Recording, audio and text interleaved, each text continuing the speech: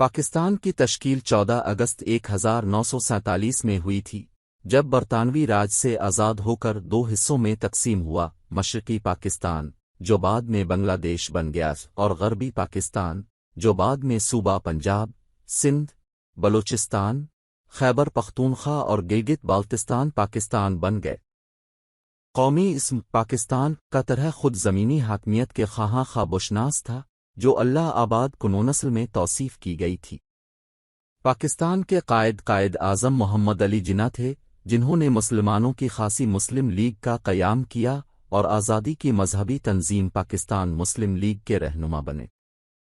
پاکستان کی تشکیل کا مقصد اسلامی ریاست کی بناوٹ تھا، جہاں مسلمان آزادی، ترقی اور اپنی دینی اور ثقافتی تشدد سے محفوظ رہ سکتے تھے۔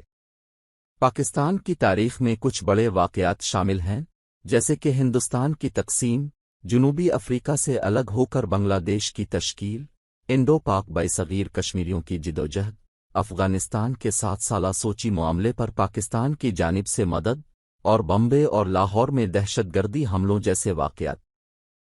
پاکستان ایک جمہوری ریاست ہے جس کا دورہ چل رہا ہے۔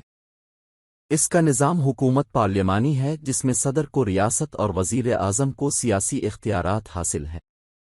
پاکستان اقتصادی، سیاسی، ثقافتی اور زراعتی وسعت کے ساتھ ایک مختلف ممالک ہے۔